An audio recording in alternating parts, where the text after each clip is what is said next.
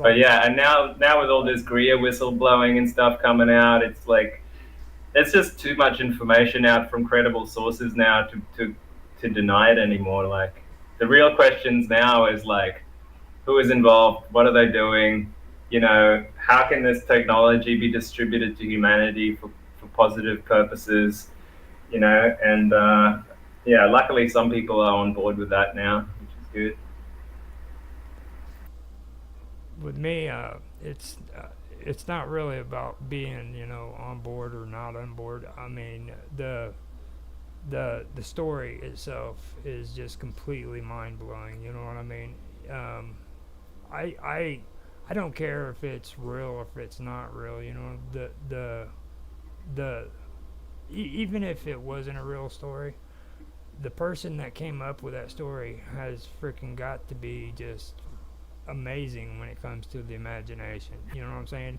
Like, You know what I'm saying? you, The fact is, the story doesn't just come from one person. It's like woven between like hundreds of different people, and it's yeah, all like lining up, And that's what's fascinating to me. Is like one person can make up a story, but when you have like hundreds of people coming forward talking about the same stuff, there's a phenomena there. And once you start to realize that phenomena is real, it kind of changes everything we sort of perceive ourselves to be, and the possibilities of our history, and where we're going in the near distant future. Everything is now up for grabs. Everything is up for debate, and yeah, I find it like such an exciting time to be alive. Really, like it's like exploring space for the first time again. now, before we get uh, too far ahead on things, I need you to do me a favor. Now, she was discussing the Keshik records, I believe, and Yeah, yeah, the other Akashi. day. Do you know about that? Yeah, I know about it, but like yesterday I was trying to do ancient history, so I didn't really want to get into it there. This would be a perfect time for you to hear a little bit about that because we're kind of talking about that when we're talking about the Sphinx and with Casey, okay? Um, Now, when it comes to the Akashic records, he's really the first one that started. He coined it basically, and it was because of a vision that he had where he seen a library that was hidden under the Sphinx. And this library was supposed to be the remnants of the survivors from Atlantis. Okay, now nobody's been able to supposedly find this library, but he did have the vision of it in his dream because he would lay down and he'd see into the future. You know what I mean? But my whole thing is Can I just shoot in there for a second? go for it. That's what I was getting ready to So I say. was looking at this yesterday, actually. He described three different halls of records that existed under the ground that's been hidden since the end of the fall of Atlantis. One was under the paw of the Sphinx. One was in Teotihuacan in Mexico, and there was another one supposedly underground in the Bahamas where Atlantis used to be, according to him. And so when you read Plato, Atlantis wasn't an island, it was an empire that stretched from like Lebanon to South America. It was huge, basically stretched half the planet. And yeah, so like there's predictions that the halls of records will be found now in our time. But the word Akashic records comes from the Hindu mythology as well. It's called Akash, which I was trying to look up just before. Akasha is a type of energy or something that they describe. I've got it here.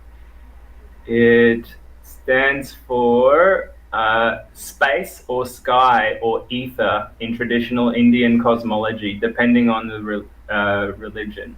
The term also has been adopted in Western occultism and spiritualism in the late 19th century. So it comes from the Indo-Aryan languages and Dravidian languages, corresponding with the word Akash, meaning sky. Yeah, so that's all I wanted to chip in about. Now, the Indo European is another thing that I do want to discuss more on my history, because there's a lot of interesting things that are going on in there too. Because like a lot of people don't really understand what's going on or what happened. You know what I'm saying? I personally have my difference of opinion from what a lot of people in mainstream science believe in. Like you believe that they have this like belief that all humans have about everything. Like we started from one being that was human that and then spawned out. And I personally don't feel that is correct. I believe that humans actually started out in different sections of the earth at different times in different periods, and that's when they evolved from these different areas. And if you go back and you look at the evidence and you just kind of just have an open mind and everything, you would honestly see what I'm saying. I mean, it's not that hard to believe, because like you have the Indo-Europeans, which are all now they're getting into the DNA and stuff like that, and it's just the evidence with just them is overwhelming. And people to this day.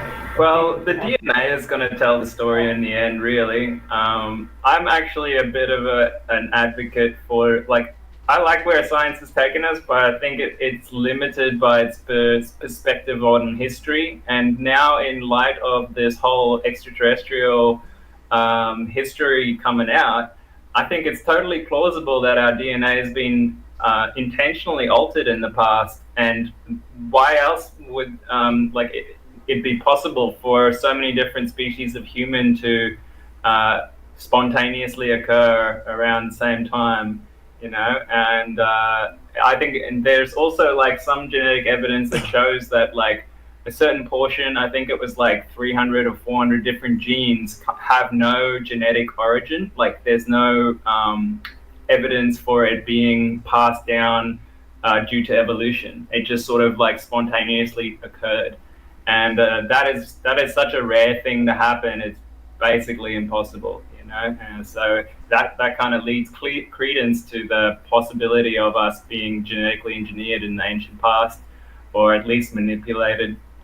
And some of the ancient myths also talk about stuff like that. Even in the Bible, they talk about that in Genesis. They talk about that in ancient Babylonian, was it Babylonian or Assyrian mythology? They talk about that. It originally I find it interesting. Sumerian with Enki and his wife. I was talking about that the other day, and I agree 100%. There's a lot of evidence that shows that at least our DNA was tampered with. I personally don't feel that humans really even came from this planet. They say that like we are genetically, or we're not genetic. We evolved out of an ape, okay? And the only problem with that is, like I said before in the chat a while back, it was a while ago. It's our structure, okay? Like, and I know this sounds ridiculous, but it's not, okay? Look at your small toe, okay? Now your small toe is it's deficient. It's not adequate for any creature that evolved out of an ape. An ape has a freaking small toe that's like a finger, and when they crawl, they grab to the tree branches and everything so that they can freaking climb better, okay? Now, according to evolution itself says that we don't devolve, we evolve, we move forward, okay? So that means that's the reason why we have our appendix still, is because even though they say that it's not needed anymore, it's still there because at one time, for some reason or another, our body needed that appendix. Now, if that applies to your appendix, then why doesn't that apply to your big or your little toe? You know what I'm saying? It's like it's a double standard. So you mean to tell me environment changed our toe, but it didn't take away the appendix? There's things that just don't match up.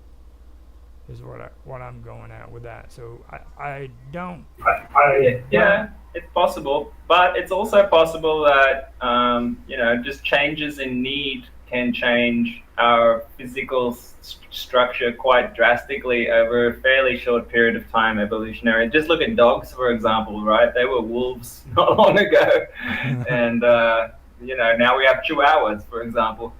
So some things can shrink and grow as needed. Like they got the pygmy elephants in Gibraltar, for example, that probably happened during the Ice Age or like some really cold periods where there weren't like enough food. Unless they were I think cultivated. like, Unless they were cultivated well, and yeah, genetically structured. but remember we've went from like tree dwelling creatures to like bipedal walking around creatures, which is quite a different need in our structure and like center of gravity, and probably don't need to grab things as much with our feet. So like most of us can't even move individual toes anymore. Most of us can only move our toes together. And but I find like if you actually focus on it for a while, you can actually relearn how to move individual toes again. So it just comes down to like you don't use it, you lose it kind of thing in nature. Me now sitting here attempting to move my toes individually. Wow.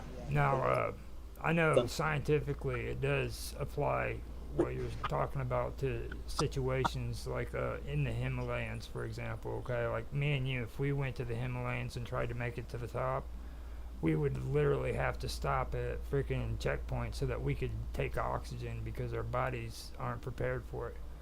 But for the people who live there in the Himalayas, they don't need that. They can go anywhere on top of those mountains they want to go, and the atmosphere doesn't affect them whatsoever. And it's because I've seen those guys, man. They can carry like crazy weights too, and just like sprint up those mountains. It's insane. It's insane. They're Sherpas. but yeah, But yeah, I they release more EPO, I think it is, and that causes them to produce more red blood cells than your average person. So if you actually have a child at altitude, they have like 10% more blood than the average human. And if they're born up there, that lasts for life. Whereas if we go up there temporarily, it'll come back down once we come back down. yeah, and see that's the one thing I did learn. That's genetic. I mean that's not like just a natural thing that occurs. That goes right into their DNA. Um, like Yeah, it's like genetic adaptation or something. yeah, because according to science, genetics can be affected by your environment. Like especially like what's going on if you live in like the Pacific, down in the South Pacific on islands and stuff, and it's nice and tropical. There's more of a chance that you're going to be more about how they term it. It's going to be about what is it? Immortality, basically. It's going to be about immortality. Your lifestyle is, so you're going to want to live forever. You know what I mean? No, it's the opposite. Now, if you're living in like a harsh environment, it'll be about immortality. You're going to worry about procreating and having babies so the next generation can go on. You know what I mean? Whereas if you live in a nice environment where it's nice and tropical and you don't have to worry about the harsh environments, just like the weather and stuff like that. I'm not saying the beasts or anything. I'm just saying like the actual environment. Then you're not going to be as much a survivor as what you would be if you were living, in a freaking iced up area where freaking or where the environment can literally kill you, so. And that could go in deserts too. Like you look at people who are in the Middle East, right around Samaria. The Sumerians and the Egyptians. They lived in a harsh environment. So